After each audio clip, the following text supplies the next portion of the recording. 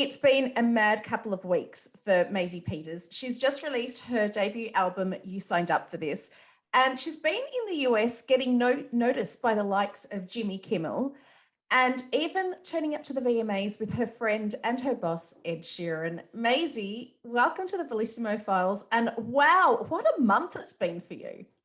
It has been pretty crazy. It has been pretty crazy.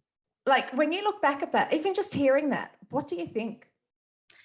Yeah, it feels like it's not really my life. It feels like it wasn't really me that went, but it was. But no, it was like the best time ever. It was a crazy week, but it was so fun. So there's lots to talk to you about today, but can we go back? Can we start with that week? And actually, can we start before that week?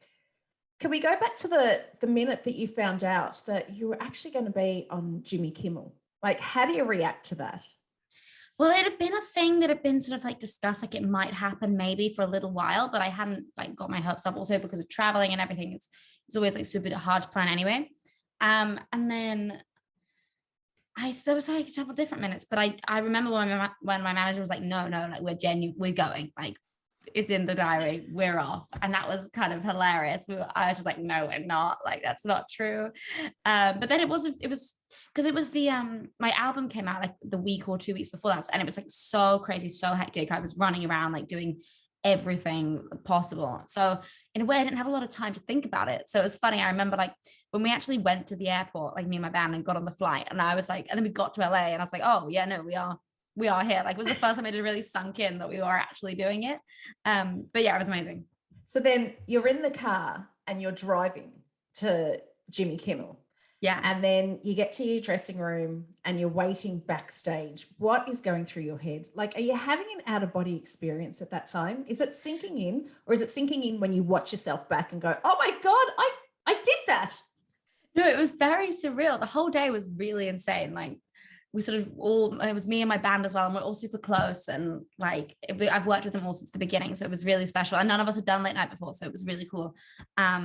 And yeah, just like the whole day sort of being in that dressing room and having your like hair and makeup done. And then actually I will say, like, I can't stress enough how like amazing and wonderful the Jimmy Kimmel team are, and like these sort of the producers and the directors and everyone in that studio was so like not only like talented, but like so enthusiastic and like so excited. I think we were some of the first people to be back in the studio, so they were like super thrilled to have real life people there, and it was just really like the best experience. I feel like your first ever late night, and I know these things can be stressful and like, you know, it can be kind of last minute and kind of rushed because it's a very stressful environment. Obviously it's kind of like live TV.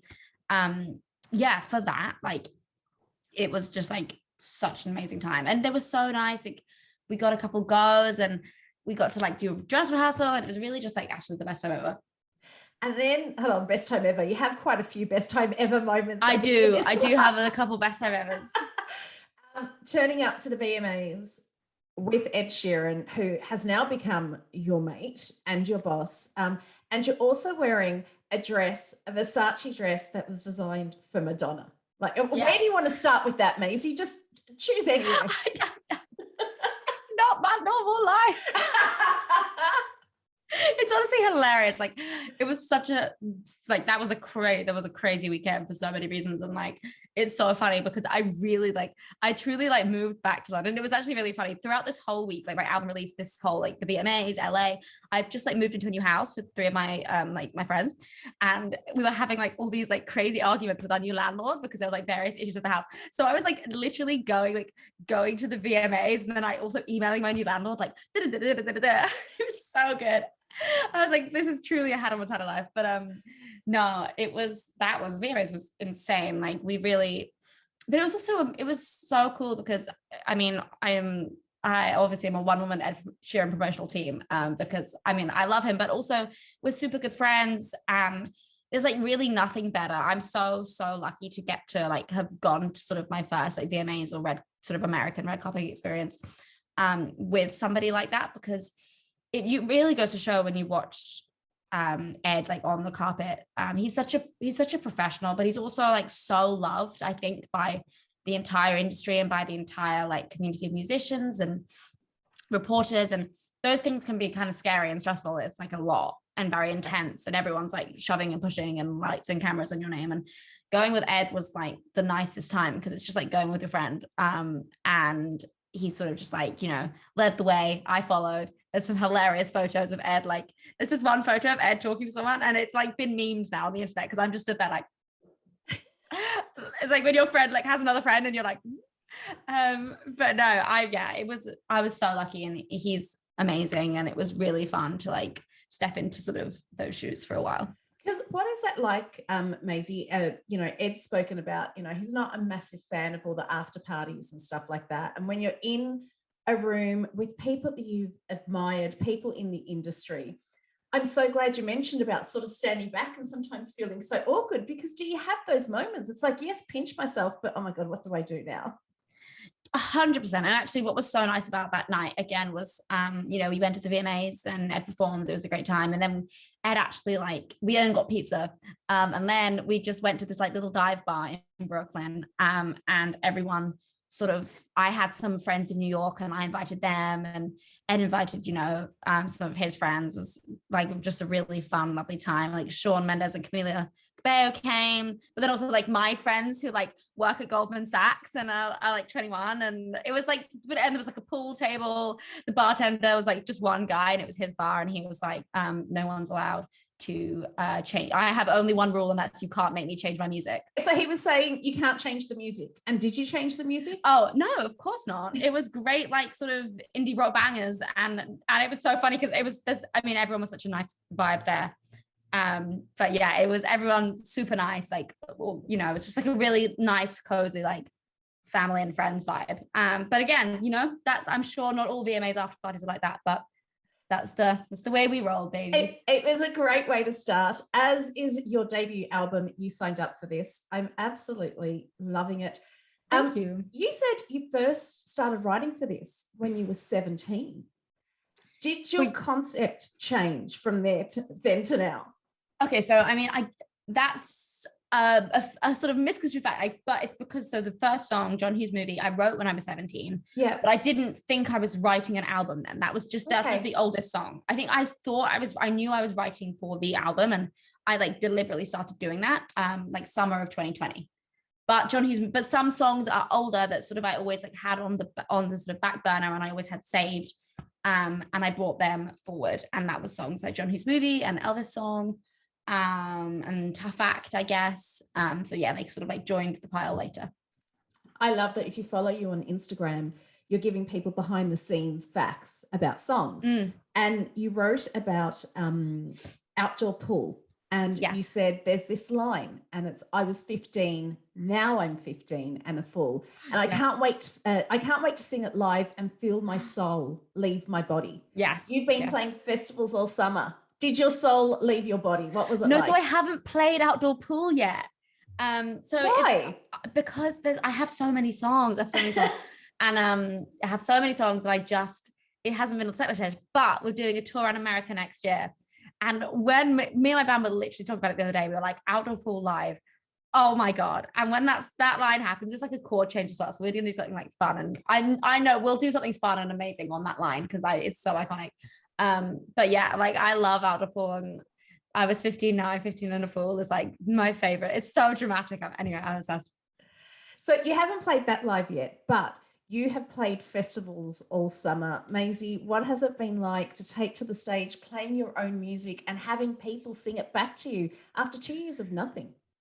Amazing. But it's really like, it's been this summer playing shows again has been so amazing. Like I couldn't have dreamt of a better response, but it's also been really interesting, like a real learning curve, because the last time I played live was basically a year and a half, 2 years ago, and my music is very different from how it was then.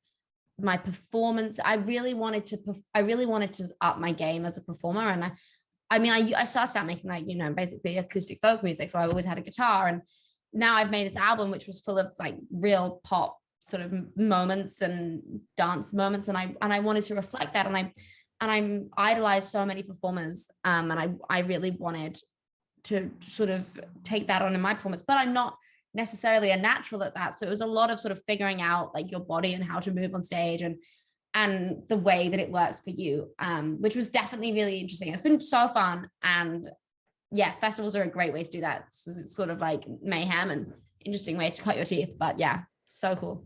You mentioned that you're touring the US next year. You're also Yes. touring the UK. I haven't heard any mention of Ireland in there, Maisie.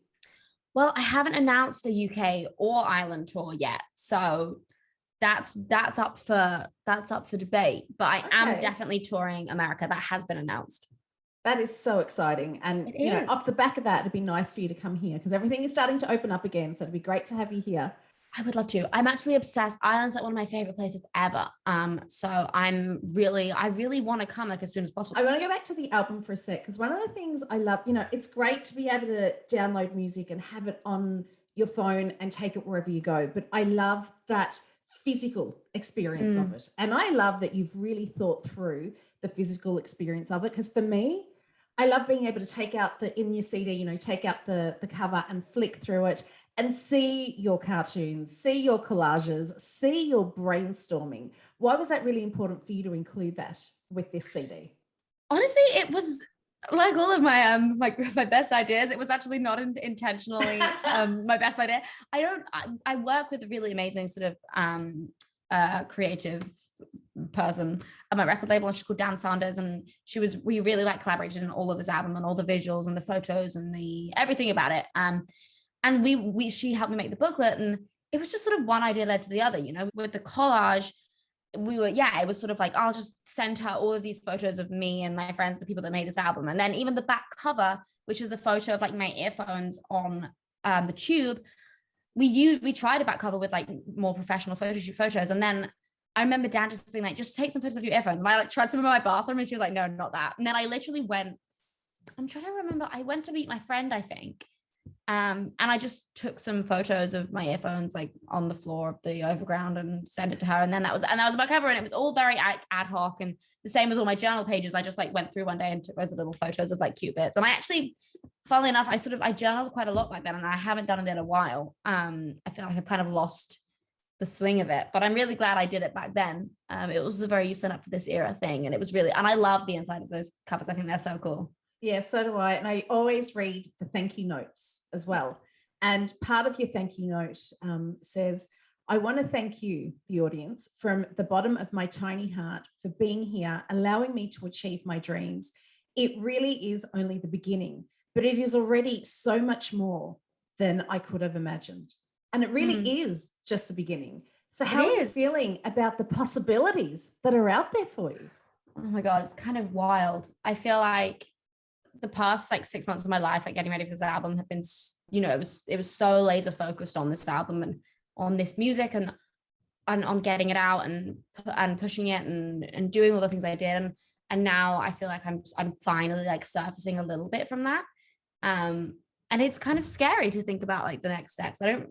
This has been my step for so long, but I'm going to get back into the studio very soon, start making new music. And yeah, I'm just trying to sort of see where I am at now, because it's been a really crazy like 2 years. So we'll see what happens. Do you know what? Enjoy the moment and enjoy whatever is out there. Cannot wait to see what's out there next, Maisie. Thank you so much. This has been so fun.